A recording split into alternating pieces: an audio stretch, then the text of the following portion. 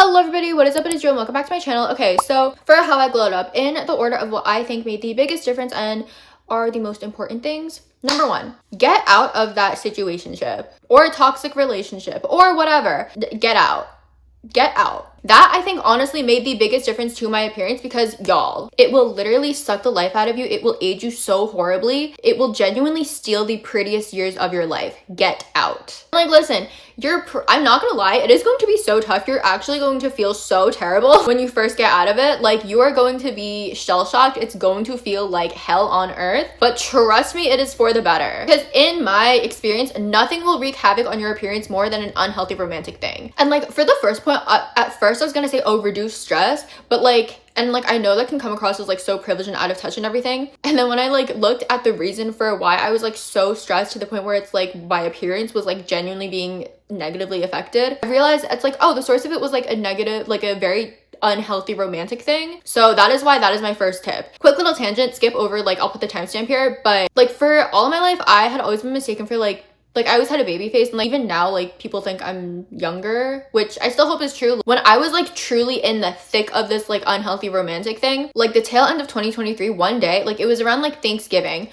2023, like I looked at myself in the mirror and I was genuinely horrified at how I looked, not in like a, oh, I look ugly kind of way, but in like a, what happened? Like I looked genuinely so ill and unwell, and like I had lost so much weight because of it. And like before any of y'all think like, oh, like that'll help me lose weight, no.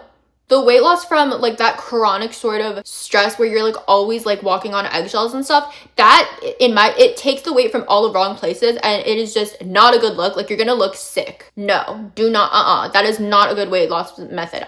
No. In January 2024, like I had seen, like when I was finally like out of it and I feel like my body was just like catching up and like recuperating, like and because of like a shock of the end of the situation, like I lost so much weight, but like I didn't look good. And like when I saw my grandma, and like I hadn't seen her in a few months at that point, like she had called my mom and she was like, bro, what happened to Jiwon? Like, is she okay? Like I was actually shocked when I saw her. Like, is she good? Like, what happened? The next thing, kinder self-talk and stop overthinking so much, stop spiraling. Find a better emotional outlet as opposed to overthinking yourself into like a lot of stress. But for me, I used to have this really, really bad habit where I would be so mean to myself, where like looking back at how I used to talk to myself at my inner dialogue, it's like, dang girl, like that hurt my feelings now. Like, why would you be so mean to yourself? For instance, like if I made a mistake, I would be so mean and hypercritical, but now it's like, okay, you made a mistake, like it's fine, like on to the next, you can fix it, move on. Just be kinder to yourself, give yourself grace, let yourself make mistakes. Like you're allowed to be a human being. It's okay if you're not perfect. Okay, next thing, good quality consistent sleep. Bro,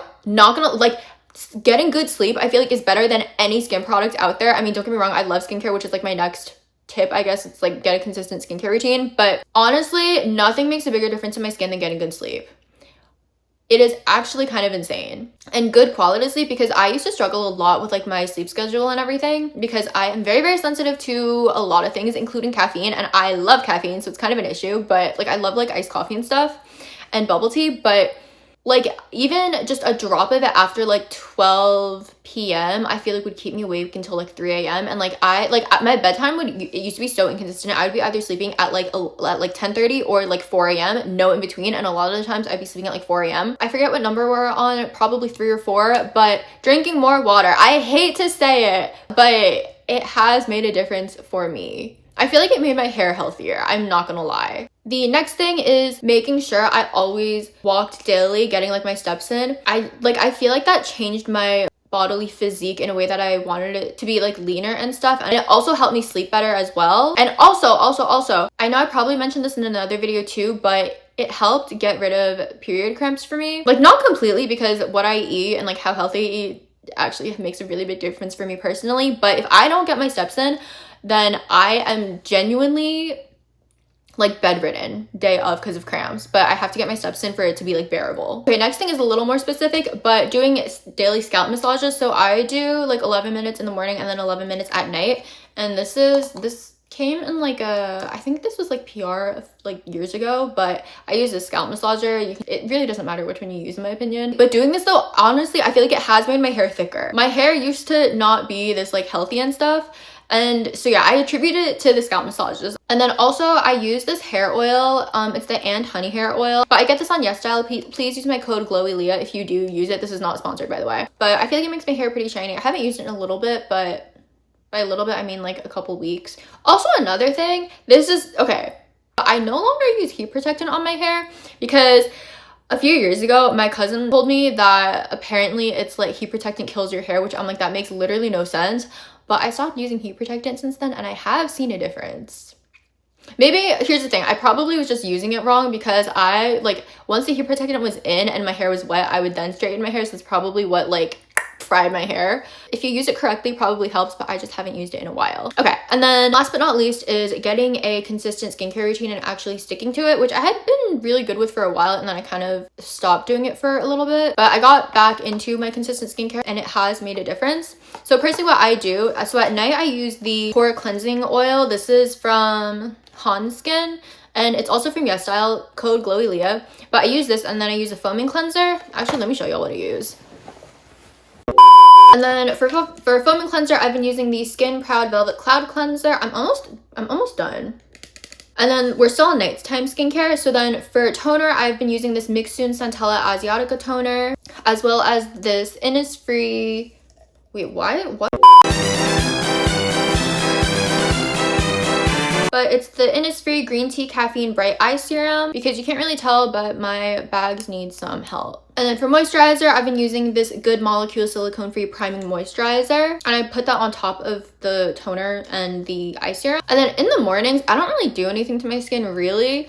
You normally just like rinse with water, or I'll use the foaming cleanser, and then I'll use the Mixsoon toner, and then put on sunscreen. And I use the Manyo Hyaluron Hydrating Sunscreen. This honestly is my favorite sunscreen ever. It genuinely just feels like a moisturizer, and it smells really nice.